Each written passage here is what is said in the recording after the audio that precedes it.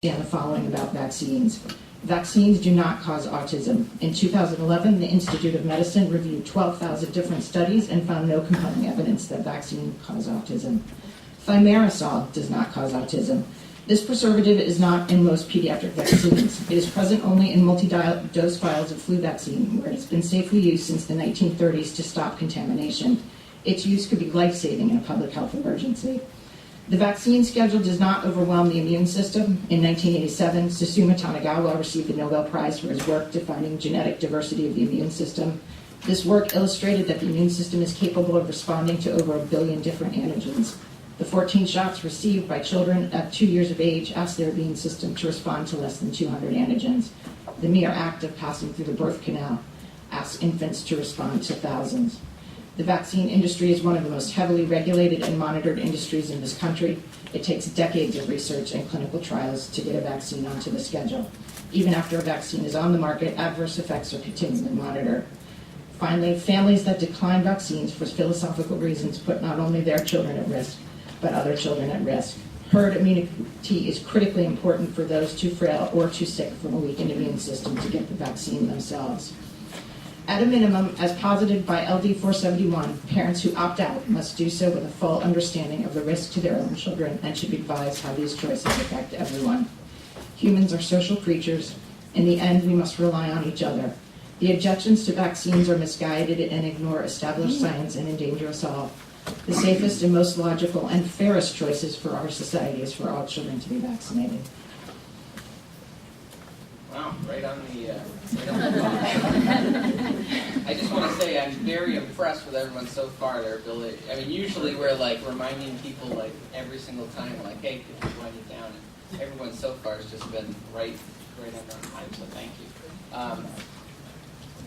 Seeing no questions, though, but thank you very much for your testimony.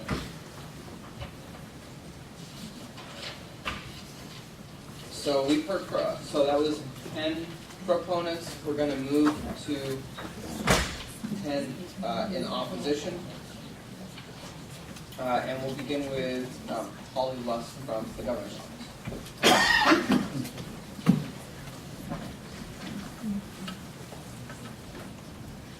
Mr. Chair, in the interest of time, may I speak to all three bills at this time? That's fine. Thank you.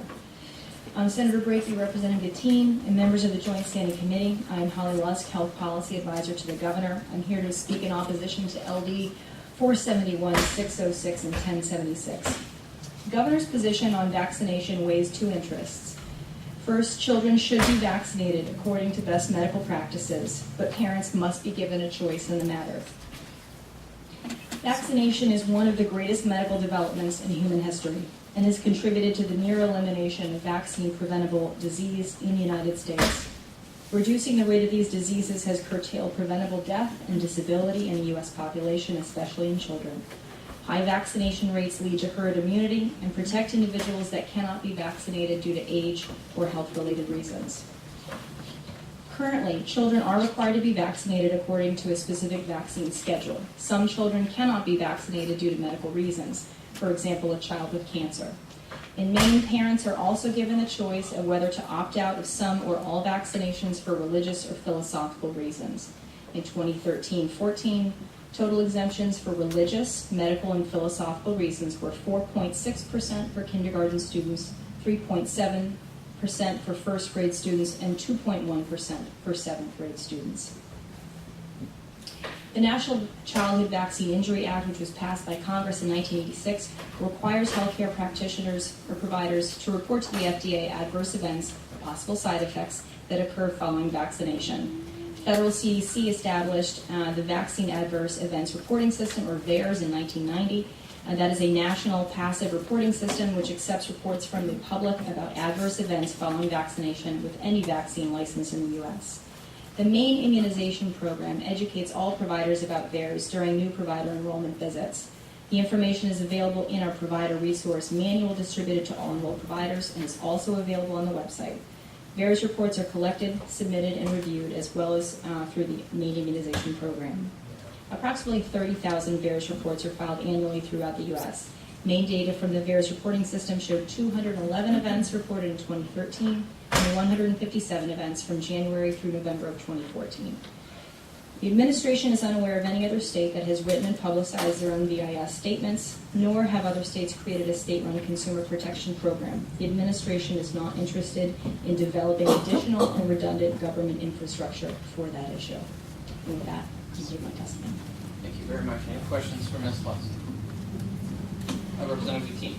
We also be hearing from the HHS or the CDC or Department of Education today, or is this the extent of what we're going to be hearing from the administration? If you would like to have questions for or if you have questions for them for the work session, we can make them available to That was you. going to be my question. Yep. Will you be available for a work session? Or I will be available, and they will be available as well if you need them. Thank you very much. Okay, you're welcome. All right. Seeing no additional questions, thank you very much. Thank you. Next, we'll hear from Ginger Taylor of Brunswick. Okay, the mother that I had written you about is here. Can you let her testify before me, and then I can testify? Sure. Thank you. Jody Stebbins. No, her name is April. Oh, I've got another one. She's the mother of a child with seizures disorder. Let's get back to her daughter. Yes, she's here. Okay, Now. I understand. So I understand time constraints. That will mean I do want to keep strictly to this 10-10 so that there's no unfairness. So that means I'll probably bump, since we do have two people with time constraints, it means I'll probably bump the last few people to the next group of 10. So, I'll go ahead. I'll go ahead and go. She may not. She may be in the parking lot. what's your name? Carroll Coyle. All right. I'll bump you to the left. Senator Brakey, Representative Patine, thank you very much for hearing this today. We're really appreciative that the committee is open to hearing from our families on these issues. My name is Ginger Taylor of Brunswick. I'm the director of the Maine Coalition for Vaccine Choice, and I work usually on national issues on vaccine safety and vaccine choice, and I'm the mother of a vaccine-injured child. We're here to testify that the vaccine program is broken in the United States. In 1986, the Congress passed the National Childhood Vaccine Injury Act, giving pharmaceutical companies and all vaccine interests liability protection from all vaccine injuries and death. And when the Supreme Court ruled on the side of pharma in Brunswick v. Wyeth, the courthouse doors were closed to families of vaccine-injured Americans. The vaccine schedule went from 24 to 70 doses. Reports of vaccine adverse events have gone through the roof. Chronic illness and developmental disabilities are now epidemic in this country. Vaccine revenues went from around $750 million a year to now more than a $30 billion a year industry. American parents are rapidly losing faith in the program, and the solution to vaccine makers and corrupt public health officials has been to remove parental rights to opt out of this program rather than cleaning out the corruption and taking vaccine safety seriously. We oppose the Sanborn and Tucker approach to this problem. It does not address the true sources of vaccine rejection, the disregard by the medical profession to the safety of vaccinated children, the care and treatment of vaccine-injured children, and the rights of parents to vaccinate as they choose. All research, and this is all research, including the American Academy of Pediatrics, shows that vaccine uptake is lowest in the most educated groups of Americans. Pockets of vaccine resistance have large groups of graduate degrees, and Los Alamos, New Mexico is the lowest vaccine rate in the state, which is a science center. The bills force parents into a conversation with a medical professional that they likely have already had or they do not want to have with a healthcare provider. It may require parents to pay for a medical or professional appointment when they are not receiving any medical care or benefit. It may force parents into a business relationship that they do not want to have. It subjects one's personal philosophy and scrutiny and religion to scrutiny and puts a sincerely held religious belief up for review by someone whose worldview may be antithetical to their own. And I go into some examples on that. The Individuals with Disabilities Act requires that special needs children be given a free and appropriate publication, but under the Tucker bill, children like my son will be thrown out of school. It discriminates against the non-religious community, and I've given a very specific example there of the MRC 5 subline. It discriminates against parents who opt out as opposed to parents who do not choose to vaccinate. It requires more of a parent like me than a parent who chooses to vaccinate. It results in "you're a bad parent" paperwork being filed that can be used against a parent later. It sets a precedent that parents need a permission slip to make medical decisions for their children. Doctors in other states who have this has passed have refused to sign forms because they worry about their own liability if we're signing a form as if they're giving permission not to opt out of the vaccine. Doctors giving vaccine counseling have no accountability for the accuracy of the information that they're being given to parents. The Sanborn bill requires counseling consistent with CDC vaccine safety information at the precise time when CDC is under congressional investigation for vaccine fraud, vaccine safety fraud. The learned intermediary doctrine law, which applies to vaccines, establishes that while pharmaceutical companies must educate doctors on the full risks of vaccines, doctors do not have an obligation to give that information to parents. It assumes that doctors are informed on vaccine safety when in fact the experience of well-read parents is that their doctors do not know the basic information on the vaccine injury compensation table nor on the package information sheets. Doctors giving vaccine counseling have no accountability for the child's adverse health outcomes, which can include seizures, coma, brain damage, and death. It will only serve to anger parents who have already done their research, treating them as if they are stupid and uninformed. And it widens the current vaccine divide between parents. And this is not my opinion. That's the American Academy of Pediatrics research on these kinds of programs that force these conversations. I started my time and I want to be sensitive, so I have the rest of the document there, and I'm open to questions. Thank you very much, Ms. Taylor. Well, can you, I think just a couple of questions. First question, could you tell us more about the CDC investigation? Okay, and I'll be presenting this in my testimony in the next bill.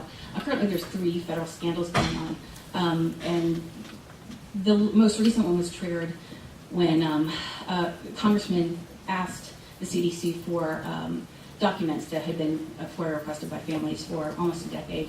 And one of the documents that came out showed that they had found, in 1999, a very high relationship between mercury uptake in vaccines and autism. They started looking into it. Another one of the researchers actually turned whistleblower, William Thompson, and said that he had actually been involved in hiding vaccine autism links from the MMR vaccine as a part of his work there, and has turned over thousands of documents to Congress.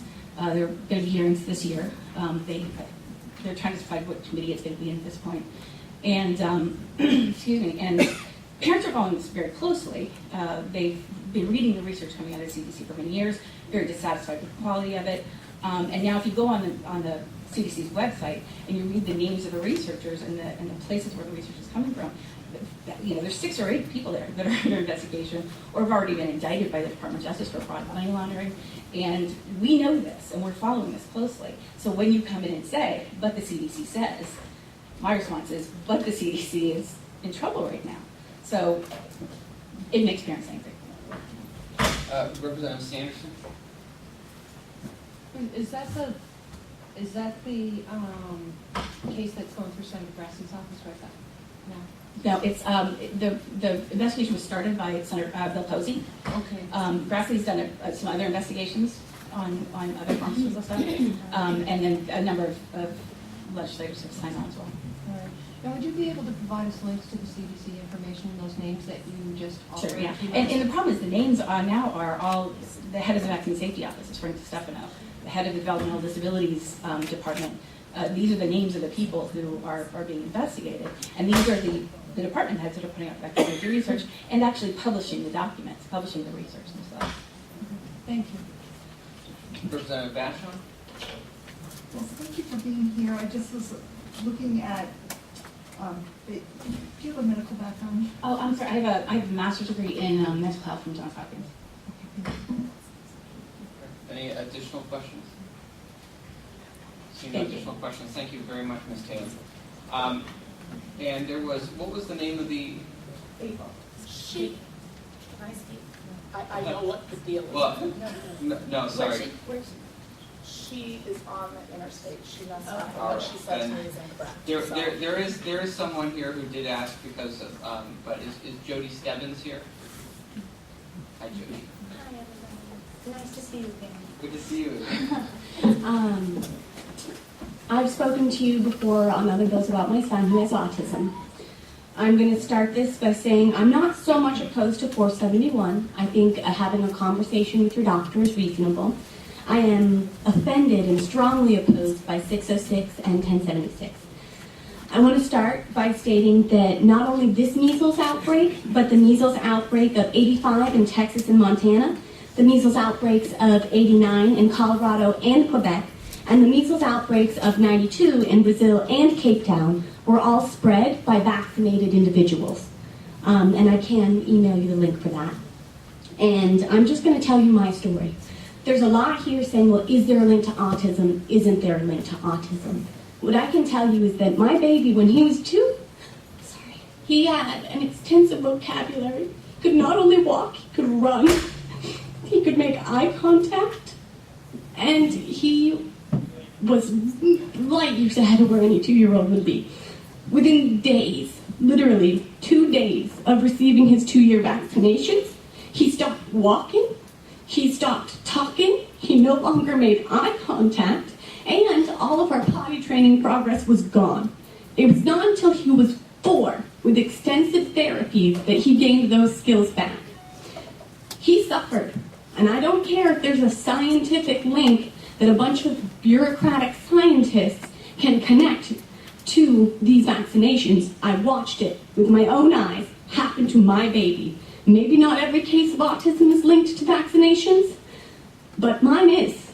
And it is not okay to take away his right at this point where he has already been damaged by vaccinations to go to a public facility where he is entitled to an adequate education. That is not okay. He deserves an education. He deserves to be with his peers. Autism is a condition where you are already socially awkward and have a hard time communicating with people in your age bracket.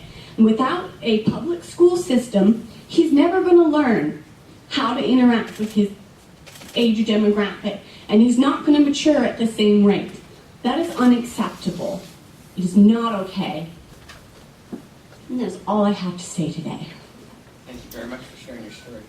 Seeing no questions, thank you very much. Next, we'll hear from Mary Holland.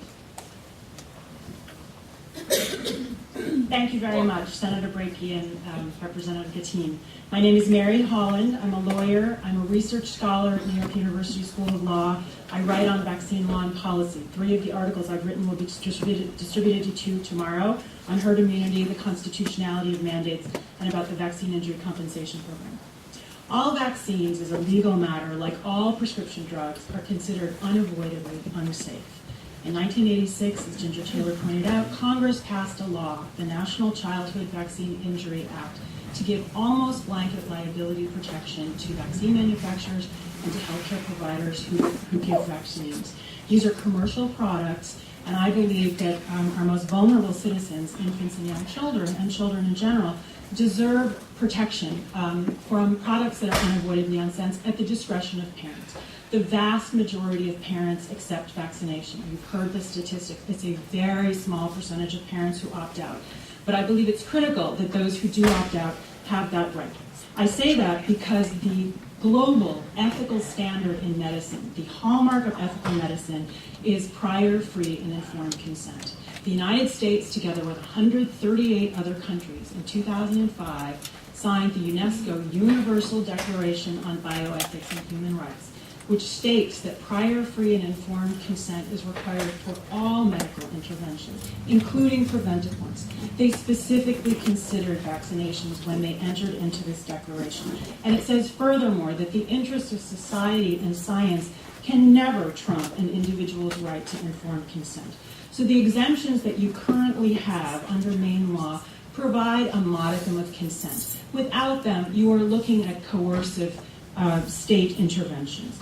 Furthermore, Maine state law fully embraces the doctrine of informed consent. In its 1974 Supreme Court decision, Downer versus Veilleux, there's a very robust endorsement of informed consent.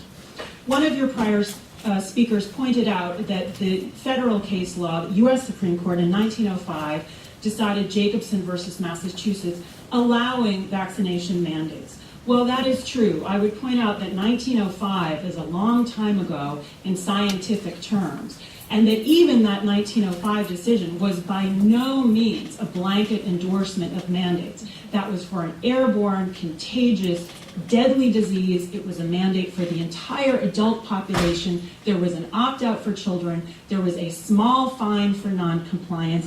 And this decision itself talks about an emergency. imminent danger, something that threatens the society's members, and it's an epidemic that imperils the population. So that was not a blanket endorsement of mandates for things that are non-contagious like tetanus, or for diseases that are bloodborne like hepatitis B. That was a very particular case, and the Supreme Court has not reviewed vaccination mandates, the U.S. Supreme Court, since the early 1920s. So we don't really know how the U.S. Supreme Court would come out today. So I want to address specifically your bills 606 and 471. Both, in my best judgment, would diminish free consent to vaccination. Both discriminate against those who might choose, for reasons of conscience, not to vaccinate. 606, in particular, suggests that there's a vast difference between a philosophical and religious exemption. That's not true. I can give you federal case law on that if you wish in question and answer. 471 assumes that there's ignorance or laziness on the part of non-vaccinated parents. As others have pointed out, that's likely not the case. Many other developed countries with terrific health outcomes do not have mandates at all. They only have recommendations. I believe other speakers will address that. Many other states have looked at this, and they've opted out of the legislation that you're looking at, including Washington, Oregon, Illinois, North Carolina, and Maryland. I urge you to think very carefully about this choice and to permit choice and consent. Thank you very much. Thank you very much. You say you're a professor at... Yes, I teach at NYU School of Law, and these are my own personal views. They do not reflect Okay. those of the university necessarily. Well, thank you for traveling all this way. Yes, thank you very much for allowing me to come. Questions? Representative Sanderson, then Representative Hymanson. Thank you. Would you be able to provide us with a copy of the Absolutely, testimony? yes. Thank you. Representative Hymanson? Thank you. Hi, Thank for you. coming up. When I was the chairman of our ethics committee at a hospital for 10 years, and we always use 4 different constructs that I think are very relevant here. And one, there's autonomy, doing good, not doing harm, and justice. And I think you spoke to the autonomy issue, where people have the ability to think for themselves and come out with a conclusion. But what about the justice issue, where you do the greatest good for the greatest number, where people have sick children who are immunocompromised, or younger people who depend on herd immunity? Where do you feel you are with that? I think these are extremely important concerns, and I absolutely respect your deliberating on them. I think that Universal Declaration on Bioethics and Human Rights that the United States signed with 138 countries comes out very clearly that there must be autonomy, there must be informed consent. And I believe that if you have no consent, which is the road that many states seem to want to go down, and potentially Maine, that is coercion, and there can be no consent in those circumstances. Most parents who have trusting relationships, which others have said is so important, they vaccinate by choice. Over 95% around the world, people do vaccinate when there's a trusting relationship, when they don't have reasons to distrust. On the immunocompromised, I think that's a very important issue. Those people, as I understand it, in most states, have the right to public schooling when they're staying at home. If they're very vulnerable, as someone else pointed out, they're vulnerable to colds. They're vulnerable to all kinds of respiratory things. They're not just vulnerable to measles. And children who have vaccine-targeted diseases, when they have symptoms, they must stay at home. And I'm sure you have public health laws that permit quarantine of those children during outbreaks. So I believe you have the tools at your disposal to deal with this situation. And if we look at Disneyland, which I think provoked a lot of this legislation, when we look at that, the majority of people who were infected were not children, they were over age 20, and not a single school closed in California, not one, due to that outbreak. So I think you have the tools you need to deal with the serious potential of vaccine-targeted disease outbreaks. Thank you for talking about trading off one autonomy for another, because that's really what we're talking about. Thank you. Any additional questions? Seeing none? Thank you very much. Thank you. Thank you for traveling all this way. Next, we'll hear from Mark Blaxell. Yep. Good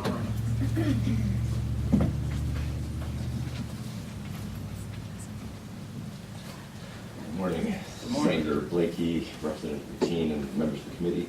I'm Mark Blaxell. I'm the Research and Policy Advisor for the Maine Coalition for Vaccine Choice.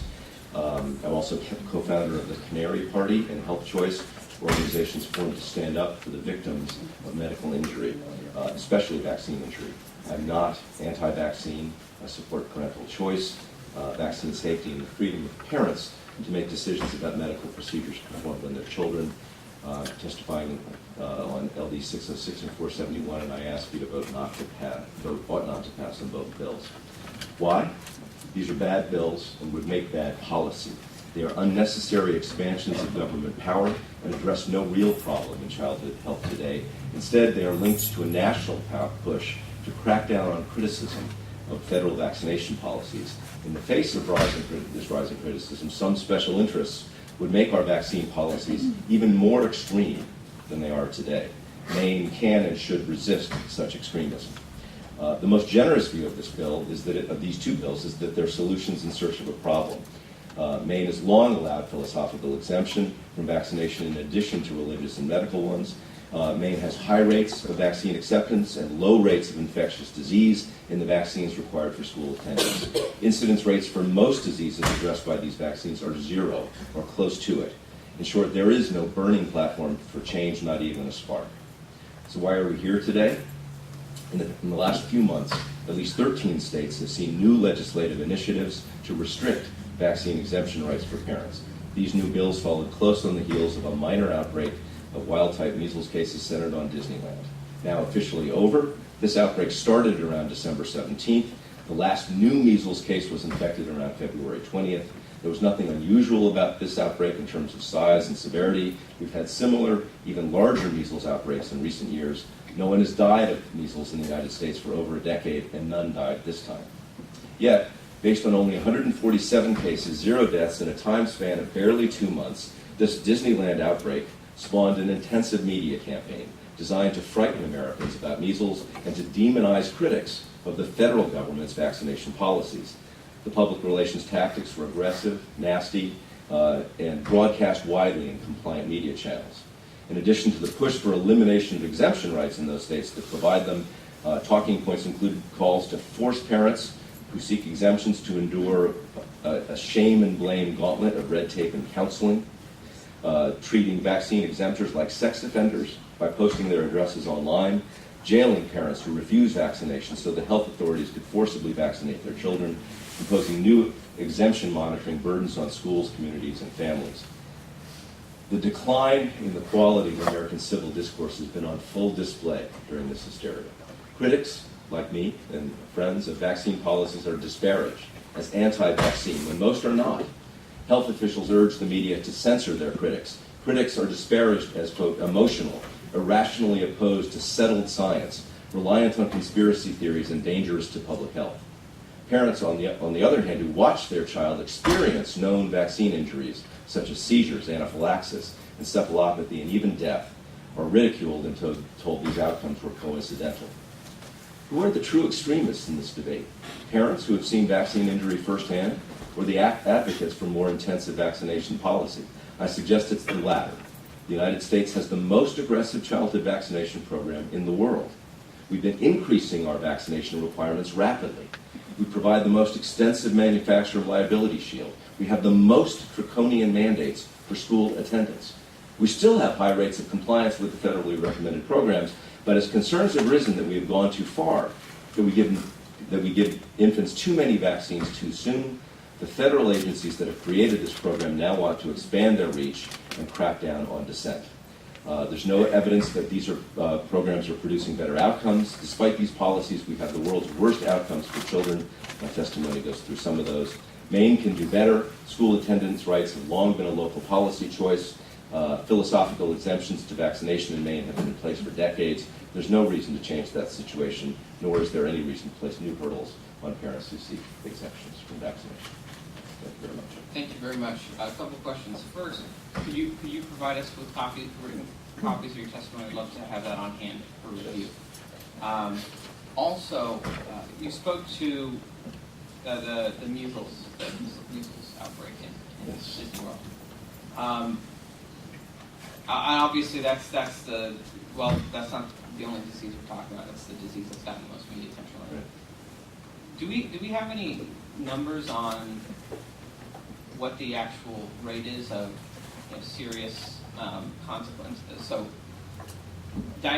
measles diagnosis, like 1 in how many end up with serious consequences of that. Do we have any data on Well, that? first of all, I would say I was in the generation of people, I'm old enough to have gotten measles when I was a kid. No Okay. one was worried about it. I stayed home from school for a week and ate ice cream. You know, it was not an emergency. It was never considered an emergency. The official statistics will tell you that in the period when measles was still circulating, that the rate of death was somewhat less than 1 in 1,000. That's probably an overstatement. And one death is a tragedy, so I don't mean to diminish the risks of infectious disease. But I think there's evidence that those rates were overstated. There are certainly rare cases of deaths from measles, but it is at a maximum 1 in 1,000. In the last in the last decade, there have been 1,500 cases of measles in the U.S., no deaths, and over 80 deaths reported from associated with adverse reactions to measles-containing vaccines. Representative Sanderson? Could you provide the committee with those reports showing those ones? Thank you. Any other questions? Yes, Representative First. I would just ask if people do have testimonies, if we could have them, it would be really great. We're getting so much, it's nice to take notes on them, so just asking that I in brought you general. copies of mine. Right. So we can- Great. And it is very helpful. Of course, if you don't have copies today, you can always get them to us. But it is very helpful, especially when we eventually vote on these items. It may be a week or so out. It's very helpful to be able to go back and review the written testimony that we have from people to kind of remember what some of the arguments were on both sides. So, any additional questions? Representative Hines. Thanks. Do you think that rate would be higher for people who are immunocompromised or young children who are not vaccinated? I think certainly there is a higher risk of adverse reactions with immunocompromised children. I think one of the issues that doesn't get enough attention is that measles vaccine is a live virus vaccine. So on the package insert for the measles vaccine, it says that you shouldn't expose immunocompromised individuals. So I think that the process of vaccination for measles, mumps, and rubella is that you are receiving an injection of a live virus, and that virus can shed. So there is no difference between... Can you give us evidence of that? I think I will find the citation. Okay, I'm not sure that that's completely true. Thank you. Jim? Well, we'll look forward to seeing it. All right. See no further questions. Thank you very much. Next, we'll hear from Meryl Mass.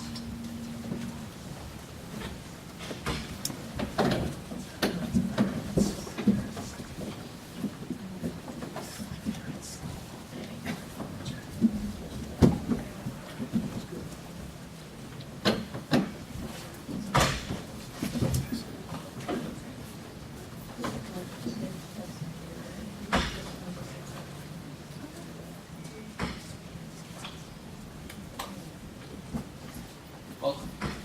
Thank you, Senators, for holding this hearing and letting us participate in the democratic process. Can you hear me fine? Yes, absolutely. Thanks. My name is Meryl Mass. I'm an internal medicine vaccinated physician here in Maine.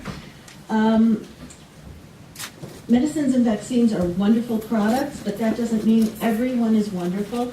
Each comes with its own evidence base.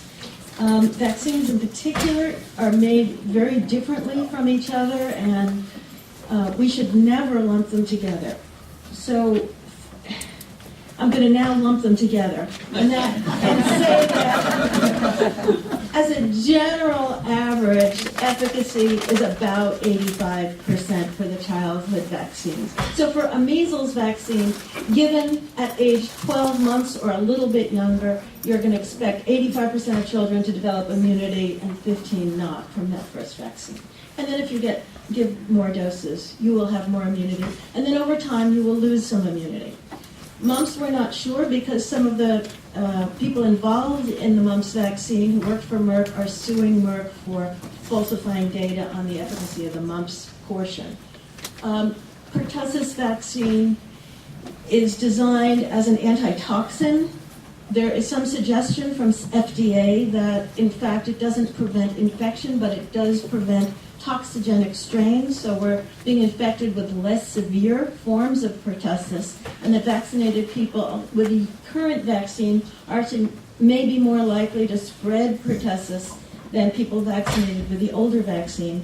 That data is new, but in baboons, and the FDA has shown that baboons are probably the best model for humans. We don't have another animal model.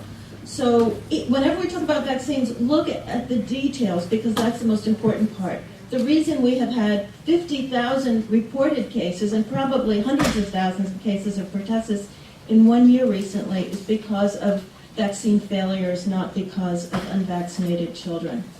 So in Maine, the percentage of children who are unvaccinated with the Maine required vaccines ranges from a low of about 90% to a high of 99%, the rate of vaccination.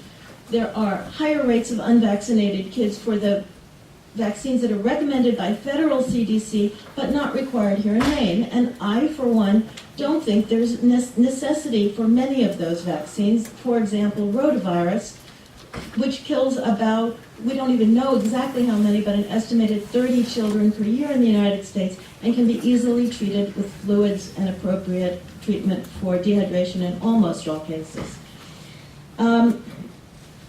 Many people are immune compromised today, but the risk of dying from infection is much greater from viruses already resident in their bodies, such as herpes viruses, than from viruses that may be prevented by vaccines.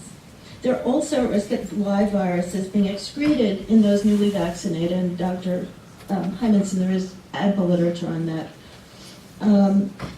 Despite these risks, the majority do very well. What this means to me is that the vaccine program is working well right now. If we forcibly expand vaccinations, we will see higher rates of vaccine injuries and chronic illnesses. Statistics tell us if you reduce the alpha errors, you're going to get more beta errors. We have to find the balance where we minimize the alphas and betas, we minimize the infections, and we minimize the vaccine injuries. And the important thing about vaccine injuries is